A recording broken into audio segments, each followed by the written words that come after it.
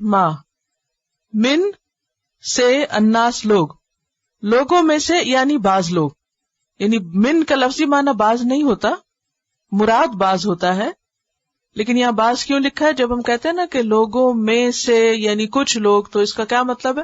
Some of them. من جو یقول، قال یقول، قول اردو میں استعمال ہوتا ہے قول، مثلا اقوال زرین سب نے سن رکھا ہوگا، تو اقوال قول کی جمع ہے. تو یقول قول سے ہے، قاف واو لام، یقول کہتے ہیں. آمنا، آمنا کا لفظ جو ہے اس کا روٹ حمزہ میم نون ہے، اور یقولو کا روٹ قاف واو لام ہے. یہ جو نیچے خالی جگہ ہے اس پر آپ روٹ سے خود لکھ لیجئے اگر آپ کے پاروں میں نہیں لکھے ہوئے، ورنہ کچھ اہم الفاظ کے روٹس پارے کے آخر میں لسٹ میں بھی ہوں گے، لیکن بہتر ہے کہ آپ یہیں پر نیچے لکھ لیں. حمزہ میم نون ہے ایمان کا روٹ، حمزہ میم نون. آمنا، آمن یؤمن ایمان، ایمان کا لفظی معنی ہوتا ہے تصدیق کرنا، کنفرم کرنا. آمنا امن سے ہے، اور آمن یؤمن ایمان کہتے ہیں ایمان لانے یا تصدیق کرنے کو.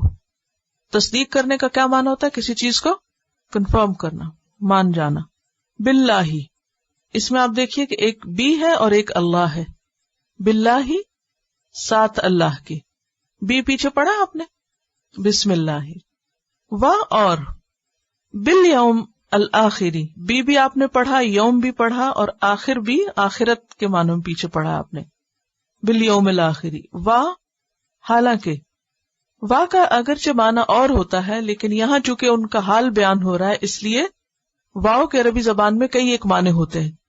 جو مشہور معنی ہے وہ ہے اور یہاں پر حالانکہ اس کا ترجمہ کیوں کیا جا رہا ہے؟ کیونکہ اس کے بعد حال بیان ہو رہا ہے کس کا؟ دھوکہ دینے والوں کا، یہ جو زبان سے کچھ کہتے ہیں اور عمل سے کچھ اور کرتے ہیں، یعنی منافق لوگ جو ہیں.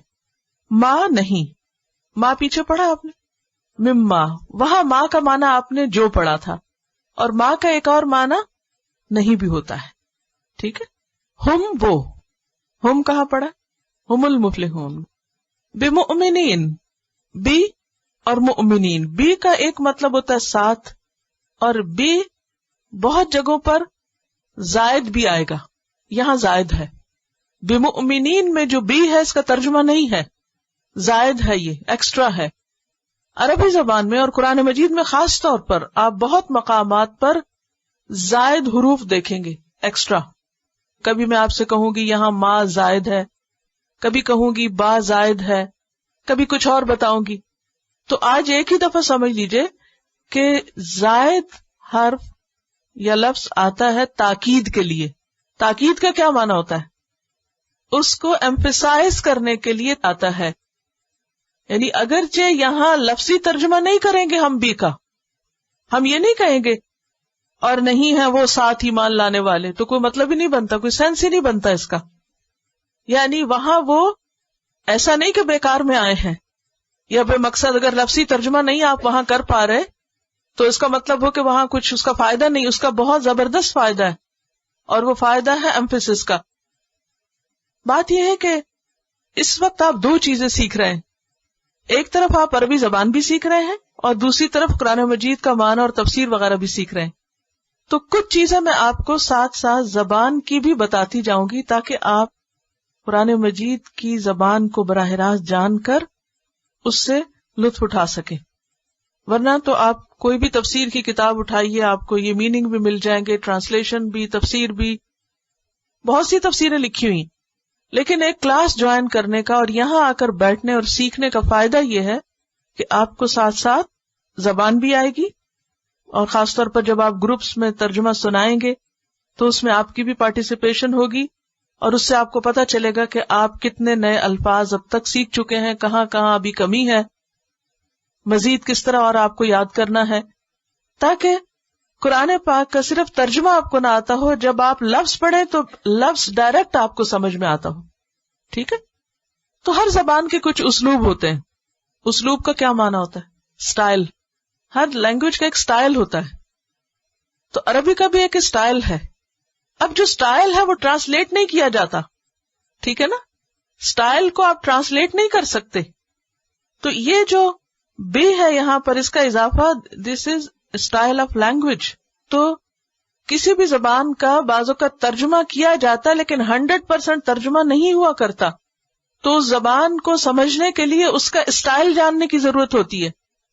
یخادعون، یخادعون کا روٹ جو ہے خا دال اور عین ہے. خا دال عین، خدا. خدا کہتے ہیں دھوکے کو. یخادعون وہ دھوکا دیتے ہیں اللہ، اللہ کو. کون دھوکا دیتے؟ یہ منافق. اور الذین ان لوگوں کو آمنو جو ایمان لائے. پھر آمن یؤمنو ایمان لانا، تصدیق کرنا.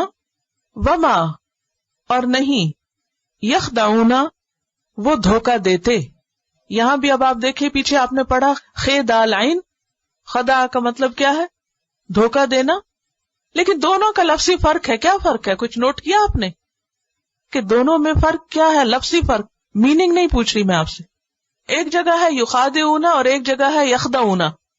جیسے پہلے میں نے عرض کیا کہ قرآن مجید میں کوئی ایسی چیز نہیں ہے، کوئی ایک حرف بھی ایسا نہیں ہے جو بظاہر زائد آپ کو نظر آتا اور اس کا کوئی مقصد یا مطلب نہ ہو.